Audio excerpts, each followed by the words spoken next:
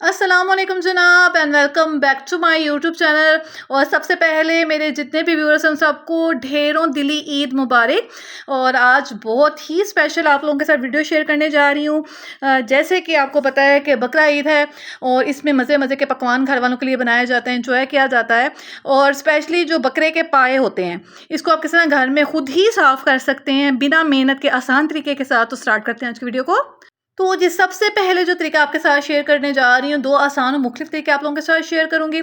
सबसे पहले जो एक बहुत पुराना और रवायती तरीका है कि हम इसके जो चूल्हे पे जो इसके बाल होते हैं, उनको इस तरह से थोड़ा जला लेते हैं। तो ये बड़ा आसान तरीका है ये वाला। तो इसको आपने क्या करना है कि आसानी से जी आप चूल्हे पे इसको रख लें और उसको साथ-साथ पलटते रहें। अगर आपने रख के इसको भूल जाएँगे तो ये जल जाएँगे, तो हम इसको जलाना बिल्कुल नहीं है। बस के जो ऊपर वाला बाल है, जो इसकी स्किन है, खाल है, इसके ऊपर बाल होते हैं, तो इसको रिमूव करने के लिए आपने इसको हल्का-हल्का इस तरह सेक लगवाते जाना और साथ-साथ पलटते रहना है। इसके बाद मैंने क्या कि इसको सेक लगवाने के बाद जो नेक्स्ट प्रोसीजर ये है कि मैंने एक गत्ता नीचे डाल दिया ताकि गंद ना पड़े। और मैंने एक तेज़ नाइफ़ ली है और काफ़ी इसकी जो नाइफ़ आपको पता है कि बकरा ईद पे काफ़ी शार्प हो जाती हैं, तो मैंने शार्प वाली ही नाइफ़ ली और बड़ी एहतियात के साथ अब इसको हल्का-सा ही रब करोगे तो आप देखोगे इसकी जो स्किन है इंक्लूडिंग इसके ऊपर जो हेयर्स हैं उसको ईज़िली रिमूव कर देगी। ये देखिए जी, इस तरह से इसको आपने क्या करना है, आराम से आप देख रहे होगे मेरे हाथ की मूवमेंट को इतनी तेज़ नहीं मैं चला रही, क्योंकि नाइफ़ काफ़ी शार्प है। और सेकंड थिंग ये है कि अगर आप इसको बहुत ज़ोर-ज़ोर का फेरेंगे तो जो इसकी खाल है वो ऊपर से उतर जाएगी, जो इसकी स्किन है। आपको पता है कि जो बकरे के पाए होते हैं स्पेशली, तो उसके ऊपर ये इसकी जो स्किन होती है उसी को ही पका के खाया जाता है, बट इसकी स्किन के ऊपर से इसके हेयर रिमूव करना बहुत ज़रूरी होता है। तो बस ये आपने इसको हल्का-हल्का सा सेक लगवाना है और साथ ही साथ आपने इस नस को साफ़ करते रहना है जैसे कि आप वीडियो में देख रहे हैं। अच्छा, मुख़्तलिफ़ लोग मुख़्तलिफ़ तरीके यूज़ करते हैं। मैं आपके साथ 2 तरीके शेयर कर रही हूँ। एक तो ये वाला तरीका है कि आप इसको ऐसा बर्न कर लें थोड़ा-सा। ये देखें जी, एक इसका ऐसा काफ़ी हद तक साफ़ हो गया है और जो इसका दूसरा जो साइड रह गया इसको भी हम साफ़ कर लेंगे। अब इसके जो ये वाला हिस्सा होता है जहाँ पर इस तरह इसके बूट से लगे होते हैं यूजुअली मैं इसको बूट ही बोलती हूँ, यानी इसके जो खुर होते हैं, ठीक है जी? उसको भी हम इसी तरह उतार लेंगे, लेकिन इसको आपने थोड़ा-सा गर्म कर लेना है, अदरवाइज़ ये बिल्कुल नहीं उतरेंगे, स्किन के साथ ही चिपके रहेंगे। ठीक है जी? इसको थोड़ा-सा आप गर्म कर लोगे तभी जाके उतरेंगे। थोड़ा ठंडा हो गया क्योंकि ऊपर से मैं इसको साफ़ कर रही थी, तो ये थोड़ा-सा ठंडा हो गया तो मैं इसको दोबारा गर्म करूँगी इसी साइड से। और अच्छा, साइड वही वाली आपने बार-बार गर्म करनी है जिस साइड को साफ़ करना है। जो जगह साफ़ हो गई है उसको आप दोबारा मत जलाएँ, वरना जो इसका टेस्ट है खाना पकाते वक़्त बिल्कुल नहीं आएगा और एक जली हुई इसमें स्मेल आएगी। तो ये कुछ कमर्शियल या मैं आपको कुछ इस तरह के आइडियाज़ दे रही हूँ जो हम बाज़ार से पाए लेके आते हैं घर में बनाने के लिए। तो उसका यही रीज़न होता है कि जी वो बड़ी एहतियात के साथ इसकी सफाई करते हैं। तो आप इसको एहतियात के साथ साफ़ करें तो इंशाल्लाह आप देखेंगे ये बिल्कुल साफ़ सुथरे हो जाएंगे। देखें जी, इस तरह आप बड़ी आसानी से इसको उतार लेंगे। देखिए, मैंने आपको कहा था कि मैं इसको थोड़ा-सा सेक लगवाऊँगी, थोड़ा-सा गर्म करूँगी, आसान से जो उसके बूट हैं यानी जो उसके खुर हैं वो उतर जाएँगे। ठीक है? इसी तरह जो दूसरा पाया है उसको भी मैं साफ़ कर लूँगी, जितने भी आपके पास पाए क्यों ना। देखिए कितनी आसानी से उतर गया ये वाला। बस आपने इसको एहतियात से साफ़ करना है। इसी तरह मैं जी दूसरा वाला उसको भी साफ़ करने के बाद आपने इसको वॉश कर लेना है खुले पानी के साथ। ठीक है जी? अच्छी तरह आप इसको खुले पानी से धो लेना है, तो आप देखोगे ये बिल्कुल साफ़ सुथरे हो जाएंगे। देखें, अभी मैं आपको दिखा रही हूँ कि जितने भी इसके ऊपर हेयर्स थे आप देख रहे हो कि इसको मैं हल्का-हल्का सेक लगवाती जा रही थी, साथ-साथ घुमाती जा रही थी और बिल्कुल स्किन इसकी साफ़ हो जाएगी, एक भी बाल इस पे नहीं रहेगा। आप बिल्कुल साफ़ सुथरा तरीका ये वाला घर में इस्तेमाल कर सकते हैं। आसान सा तरीका है जिसको फॉलो करके इंशाल्लाह आप देखोगे कि आपकी जो ख़ास तौर पे पाए को साफ़ करने का मरहला है बेहद आसान हो जाएगा। चलें जनाब, ये तो इस तरह पूरा मैं इसको साफ़ करके फिर मैं आपको फ़ाइनल दिखाती हूँ। अच्छा, मैंने आपको दिखाना है एक चीज़ कि अगर इस पे ज़्यादा आप तेज़ से छुरी फेरोगे तो आप देख रहे हो कि इसकी ना जो स्किन है वो उतर जाएगी और इसमें टेस्ट बिल्कुल नहीं रहेगा। इसी तरह मैं कंप्लीट इसको साफ़ कर लूँ, फिर मैं आपको वॉश करके पूरा दिखाती हूँ। ये देखिए साफ़-सुथरा मैंने पानी ले ली, 2 से 3 पानी में आपने इसको अच्छी तरह वॉश कर लेना है। ये देखिए ना ज़्यादा जला हुआ है और ना ही इसकी स्किन उतरी है और ये बिल्कुल नीट एंड क्लीन हो गया है। इसके ऊपर जितने भी बाल थे वो ईज़िली रिमूव हो गए हैं, जैसे कि आप वीडियो में देख रहे हैं। अच्छा, एक और तरीका भी है, वो भी मैं आपको बता दूँ। एक तरीका ये है कि आपने इनको बॉईल कर लेना है। बॉयल इस तरह करना है कि आपने इसको गर्म पानी में डाल के थोड़ी देर छोड़ देना है। उसके बाद इसकी आप जो बालों वाली स्किन है वो ईज़िली इसके ऊपर से रिमूव हो जाएगी। वो भी आगे मैं आपको दिखाती हूँ। मैंने क्या किया कि ढेर सारे पाए मैंने लिए हुए थे, वो भी मैं आपको दिखा देती हूँ कि इस तरह से अगर आप पायों को बिल्कुल साफ़ करना चाहते हैं तो आप बॉयल करके इसके ऊपर से जो बालों वाली जिल्द है उसको उतार लें। उसके बाद आपने इस पर जी आटा लगा लेना है। अगर इस पर कोई बाल रह गए इन केस तो आप आटा लगा दोगे, इस पर गेहूँ का जो आटा होता है वो आप इस पर लगा के इसको रगड़ोगे तो आप देखोगे कि ये भी ईज़िली, जिस तरह आटे की लोई हम यूज़ करते हैं बालों को उतारने के लिए, इस पे भी जितने भी बाल अगर रह गए टाँवे टुके लगे हुए तो उसको भी आप इजीली उतार लोगे। ये वाला स्टेप देख रहे हो, जैसे कि आप वीडियो में इसको थोड़ा सा बॉईल कर लें। बॉईल करने के बाद बस आपने इसको बहुत ज़्यादा बॉईल नहीं करना वरना इसकी सारी ग़िज़ाइयत निकल जाएगी। थोड़ी देर गर्म पानी में छोड़ने के बाद आपने इसकी स्किन को ऊपर से आराम से नाइफ़ के साथ उतार लेना है। कुछ इस तरह से इसका हो जाएगा प्रोसीजर। फिर इसके बाद आटा इसमें मल लें, उसको अच्छी तरह रगड़ें इसके ऊपर। आप देखेंगे छोटे से छोटा बाल भी इसका ईज़िली बाहर आ जाएगा, जैसे कि आप वीडियो में देख रहे हैं। ओके, ये देखें जी, इस तरह से आपने इनको साफ़ सुथरा कर लेना है। दोनों तरीके, दोनों मेथड बेहद आसान है। फिर इसको धोकर इस्तेमाल कर लीजिए। इंशाल्लाह देखेंगे इस पे एक बाल भी नहीं रहेगा और इजीली ये जो प्रोसीजर आप इसको साफ़ सुथरा कर लेंगे। दोनों तरीके ही मैंने आपको करके दिखा दिए। भुना हुआ तरीका कि भून के किस तरह कर सकते हैं, दूसरा बॉयल करके आप किस तरह इसको साफ़ कर सकते हैं। दोनों में से कौन सा मेथड, कौन सा तरीका आपको अच्छा लगे, आपने अपना फीडबैक मुझे ज़रूर देना है कमेंट बॉक्स के अंदर। साथ ही साथ ये लगता है आज आपके साथ पाए की रेसिपी भी शेयर कर देती हूँ, जो कि बहुत यम्मी डिलीशियस इजी सी रेसिपी है पाया की, जो मैं आपके साथ शेयर करने जा रही हूँ। क्योंकि जनाब बकरा ईद है और पाए के बगैर तो बिल्कुल मज़ा नहीं आता है। ये देखिए जिसकी सफाई इनकम्प्लीट कर ली, उसके बाद इसको कट लगवा लिए थे मैंने बुचर से। ठीक है जी, ये तकरीबन दर्जन पाए हैं मेरे पास है। ठीक है, आपके पास जितने भी क्यों ना हो, अपने ये वाला मेथड, ये वाला तरीका आजमा लेना है। और पाए की रेसिपी आप अपने घर में किस तरह बना के इंजॉय करते हैं अपने घर वालों के साथ, मुझे कमेंट बॉक्स में ज़रूर बताइएगा। ओके, इसके लिए मैंने क्या किया है, क्योंकि पाए ज़्यादा हैं तादाद में, तो मैंने इसके लिए 5-6 मीडियम साइज़ के प्याज, 2 बड़े टमाटर, 1 बड़ा चम्मच मैं लूँगी इसमें अदरक का, और 1 बड़ा चम्मच ही इसमें मैं लूँगी लहसुन का, 7-8 हरी मिर्चें, और थोड़ा सा हम इसमें धनिया ले लेंगे इसकी जब फाइनल प्रेजेंटेशन करेंगे तब। अच्छा, ये जो कच्चा मसाला है इस सबको मैं पीस लूँगी एक्सेप्ट टमाटर। टमाटर हम नहीं पीसेंगे, सिंपली हम प्याज, अदरक और साथ ही साथ जो लहसुन है इसको हम पीस लेंगे, इसके प्योरे बना लेंगे। अक्सर आप देखते हो घरों में जब हम पाए बनाते हैं तो उस पर प्याज तैर रही होती है, टमाटर का छिलका तैर रहा होता है, अदरक लहसुन सही से पिसा नहीं होता। तो कुछ टिप्स हैं, फॉलो कर लें। आप इसको ग्राइंड कर लें, यानी इसको आपने क्या करना है कि ब्लेंडर जग में डाल लेना है और इसको पीस लेना है। ये जो पाए बनाने का तरीका मैं आपके साथ शेयर कर रही हूँ, इंशाल्लाह आप जब इसको बनाएंगे अपने घर में दावतों के लिए या फिर ईद मिलन पार्टी जो होती है उसके अंदर, आपको बहुत आपकी तारीफ़ भी होगी और मज़ा भी बहुत आएगा और ईज़िली आप फटाफट इसको बना लेंगे। अच्छा, सबसे पहले मैं क्या कर रही हूँ, जो कच्चा मसाला है उसको रफली मैं चॉप करूँगी। चॉप करने के बाद मैं इसको ब्लेंड करूँगी और ब्लेंड करने के बाद जी हम इसको गलने के लिए रख देंगे। अच्छा, 2 तरीके हैं, तो आप प्रेशर कुकर में भी इसको बना सकते हैं। सेकंड तरीका आपका ये है कि आप इसको इस तरह भी आंच पे रख सकते हैं, लेकिन उसके लिए अगर आप विदाउट प्रेशर कुकर बना रहे हो तो इसमें आपको लग जाएंगे तकरीबन 4-5 घंटे इसको गलाने में। अगर पाया अच्छी क्वालिटी का है तो बहुत जल्दी गल जाएगा, और अगर पाया थोड़ा सा, आपको पता है कि ये टाइम टेकिंग होता है, अगर हम प्रेशर कुकर में भी बनाएं तो तब भी इसको घंटा लग ही जाता है गलने में, अगर पाया अच्छा ना हो तो। ठीक है जी, अब आप मैं देख रहे हैं कि जी मैं एक ब्लेंडर जग ले रही हूँ, उसमें थोड़ा सा मैंने पानी डाला है, तमाम चीज़ें मैं डालकर पीस लूँगी। इसके बाद जी बस हम इसकी हंडिया चढ़ा देंगे और इसको किस तरह बनाना है मैं पे आपको दिखाती हूँ।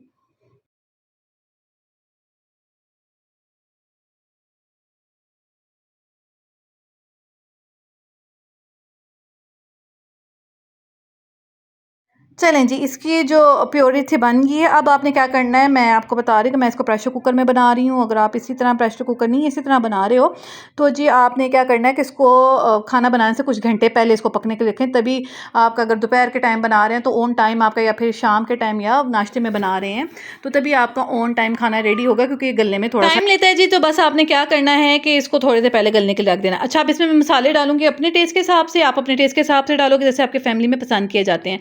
अच्छा, सिंपल मसाला डालने से पहले मैंने आपको बताया था कि मैं टमाटर नहीं पीस रही हूँ। अगर आप टमाटर इसमें पीस के शामिल करोगे तो इसमें ऑयल बहुत ज़्यादा ऑब्जॉर्ब कर लेते हैं टमाटर। तो मैं टमाटर को किसी तरह डाल दूंगी, इस तरह मैंने कट लगा के डाल दी, जिस शेप में डाला है इस तरह, तो बड़ी आसानी से जल्दी गल जाएंगे टमाटर।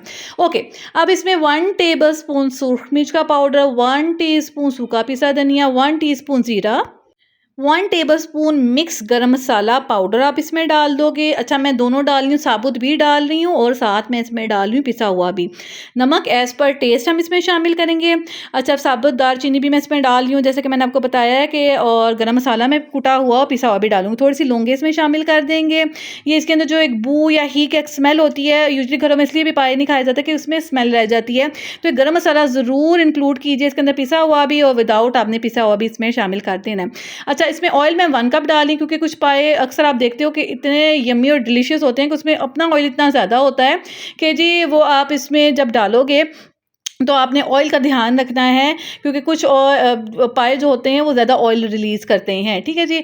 मैंने इसमें 1 छोटा कप ऑयल का डाल दिया। इसके बाद जी मैंने इसमें डाल दी है जी चिली फ्लेक्स, जो कि हैं 1 टेबलस्पून। ठीक है, मैंने थोड़ा तेज़ इसका मसाला रखा है, आप अपने हिसाब से डालोगे। अच्छा, इसको प्रेशर कुकर लगा के मैं तकरीबन इसको 45 से लेके 60 मिनट के लिए इसको मैं गलने के लिए रख दूँगी, क्योंकि मटन के पाए हैं तो 1 से पौने घंटे के अंदर-अंदर ये रेडी हो जाते हैं ईज़िली। इसको मीडियम आँच पर रख देंगे, उसके बाद मैं आपको दिखाती हूँ।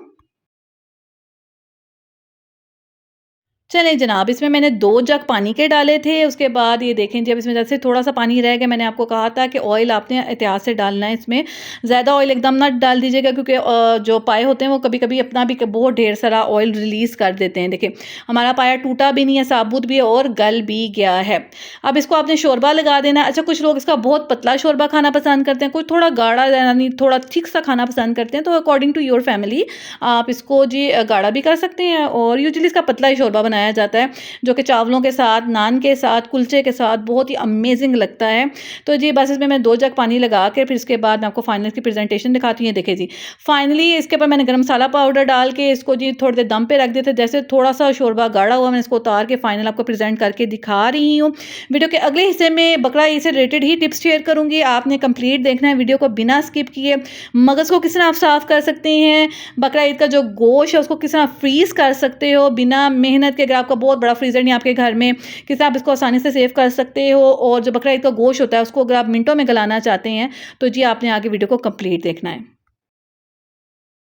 तो ओके गाइस, अब आपको मैं बता देती हूँ कि जो कुर्बानी का गोश्त होता है, और ख़ास तौर पे जब कुर्बानी के दिन होते हैं या ईद के दिन होते हैं और ईद उल अज़हा होती है, तो उसमें डीप फ्रीज़र में ख़ास तौर पे जिन लोगों की फ्रिज छोटी है वो ज़्यादा गोश्त उसके अंदर महफूज नहीं कर पाते, इसी वजह से कि जो अपना हिस्सा होता है, अगर फ्रिज छोटी हो तो वो अपना गोश्त ज़्यादा महफूज नहीं कर पाते उसके अंदर, क्योंकि फ्रिज छोटी होती है। तो अगर आपकी फ्रिज छोटी है या बड़ी है और आपका जो अपना हिस्सा गोश्त का बच के उसको आप महफूज करना चाहते हैं, तो आपने ये वाले स्टेप फॉलो कर लें जो कि आपको मैं बता रही हूँ। इसके अलावा रिलेटिव से भी आ जाता है मीट, और इसके अलावा मोहल्ले में भी हम लोग बांटते हैं एक दूसरे को। तो आपको तो पता है कि काफ़ी मीट जो होता है ये ईद के दिनों में घर में आता जाता रहता है। ठीक है जी। अब आपने करना क्या है कि अगर आपकी फ्रिज छोटी है या बड़ी है, दोनों के लिए बहुत ही कारआमद तरीका है। आपने इस तरह की बॉटल्स ले लेनी है। ये बॉटल्स सारा साल हमारे घर में मौजूद होती हैं फालतू। अक्सर आपने देखा होगा कि आपके अम्मियों ने किचन में रखी होंगी इस तरह की बॉटल्स, तो इसको इस ईद पे इस्तेमाल में लाएँ। और इन बॉटल से आप जी बेहतरीन फ़ायदा उठा सकते हैं। ना ही आपका फ्रीज़र गंदा होगा, ना ही जो एक खून की स्मेल सी पड़ जाती है वो भी नहीं आएगी, और साथ ही साथ जो फ्रिज के अंदर ख़ास तौर पे जो हम शॉपिंग बैग वगैरह यूज़ करते हैं, तो वो खून टपकता रहता है फ्रिज के अंदर, वो जम जाता है और उसकी एक स्मेल सी पड़ जाती है। बस आप ये इस तरह की बॉटल्स ले लें, इनको सेंटर से इस तरह कट करें। अच्छा, 2 तरीके बताऊँगी। सेंटर से कट करने के बाद आप देख रहे हो काफ़ी ज़्यादा गोश्त इन बॉटल के अंदर सेव हो जाता है। आपके पास हड्डी वाला गोश्त हो, सिंपल हो, बोनलेस गोश्त हो, कीमा हो, कुछ भी हो, आप उसको इस तरह बड़ी आसानी से सेव कर सकते हो।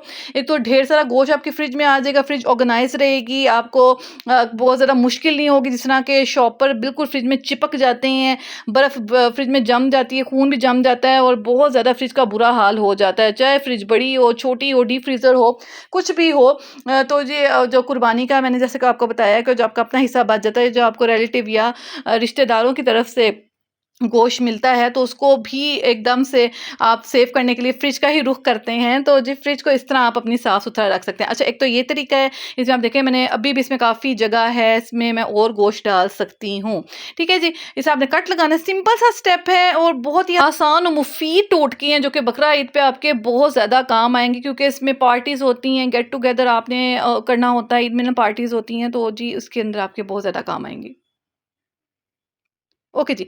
सेकंड तरीका ये है कि आप जी बॉटल को ऊपर से कट कर लें, ठीक है जी? जितना लंबा बोतल को रखना चाहें अपने फ्रिज के जो फ्रीज़र है उसके हिसाब से देख लें कि उसकी कितनी आराम से बॉटल उसके अंदर आ जाएगी उसकी लंबाई, ठीक है? जिस तरह आपने इसको कट कर लेना है और बॉटल को इस तरह ऊपर से कट करके भी आप इसको फिल अप कर लें विद मीट और आप देखोगे कि जी जितना भी गोश्त होगा, वो दोनों तरीकों के साथ जी आप यूज़ कर सकते हो, चाहे ये वाला तरीका हो या वो वाला तरीका हो जो मैंने आपको पहले बताया है, ये दोनों आपको बहुत ज़्यादा हेल्प आउट करेंगे।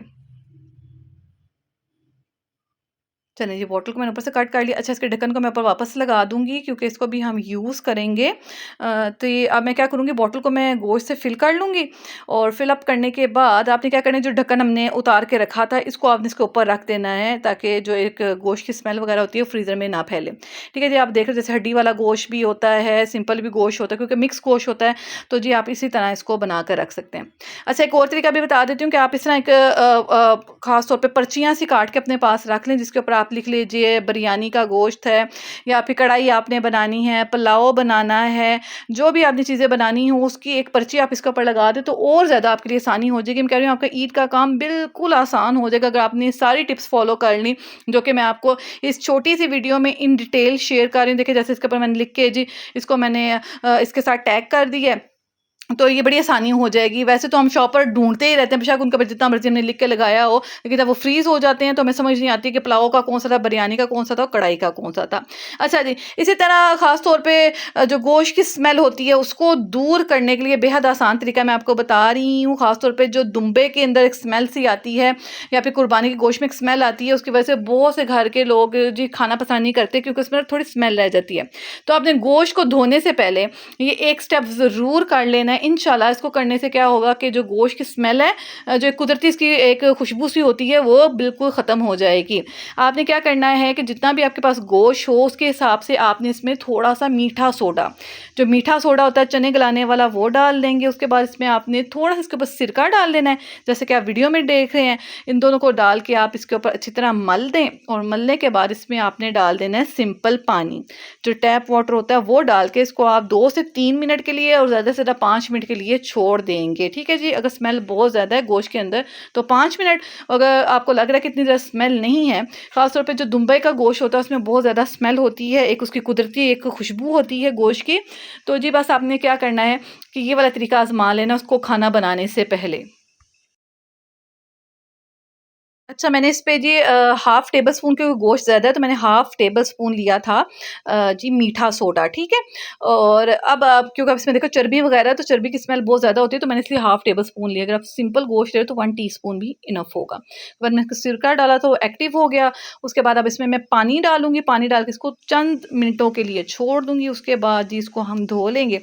और धोने के बाद जी आप इसको कढ़ाई बनाने के लिए, पुलाव बनाने के लिए या फिर आप जी इसको बिरयानी-शानी बनाने के लिए, दावतों के लिए आराम से गोश्त को यूज़ कीजिए, बिल्कुल स्मेल नहीं आएगी और ये तरीका बहुत ज़्यादा इफ़ेक्टिव है। अब इसमें मैं पानी डाल रही हूँ, पानी डाल के मैं आपको दिखाती हूँ कि इसके अंदर जितना भी इसका खून वग़ैरह था, इसका ब्लड था, वो सारा निकल जाएगा और जो एक स्मेल क्रिएट करता है, वो बिल्कुल नहीं करेगा। अब इसको हम थोड़ी देर के लिए छोड़ देंगे, अगेन मिक्स करके। ये आपको मैं दिखा रही हूँ इसमें चर्बी भी है, हड्डी भी है, गोश्त भी है, जिस तरह का भी गोश्त क्यों ना हो, ये वाला मेथड आपने फ़ॉलो कर लेना है चंद मिनट पहले जी खाना बनाने से।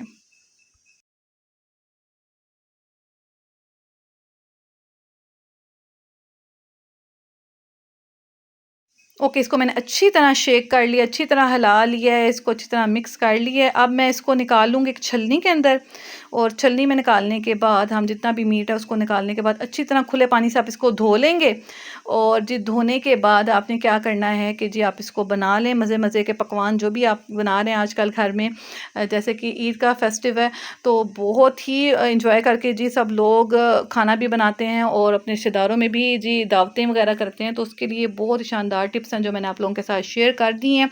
तो उम्मीद करती हूँ कि मेरी आज की ये पूरी वीडियो आप लोगों के बहुत ज़्यादा काम आएगी। आपको मैं दिखा रही हूँ कि जितना भी मीट था मैंने इसको सेपरेट कर लिया और जितना भी ये देखें जी इसके अंदर जो एक्सेस ब्लड वगैरह था या जो कुछ था वो इस पानी के अंदर आके देख रहे हैं आप। ये पानी हम फेंक देंगे और सिंपल हम जो गोश्त है इसको मैं धो के लाऊंगी और फिर उसके बाद मैं आपको फाइनल दिखाती हूँ। वीडियो ज़रा सी भी अच्छी लगे तो प्लीज़ लाइक शेयर और सब्सक्राइब ज़रूर कीजिएगा। आप बहुत अच्छा फीडबैक दे रहे हैं, हमारी वीडियो को देख रहे हैं। ईद की जितनी भी मैं आपके साथ टिप्स एंड ट्रिक्स शेयर कर रही हूँ रिलेटेड टू किचन, आप उसको बहुत ज़्यादा पसंद कर रहे हैं, उसके लिए thank you so much guys. इसी तरह जी आपने मेरी जितनी आने वाली वीडियोज़ हैं उनसे भरपूर फ़ायदा उठाना है, फ्रेंड्स में शेयर करें, फैमिलीज़ में शेयर करें, ताकि हर कोई इससे फ़ायदा उठा सके, क्योंकि आपका जितना भी कुर्बानी का गोश्त है उसको आप आसानी से महफूज भी कर लें और मज़े मज़े के खाने बनाकर भी इंजॉय करें अपने घर वालों के साथ।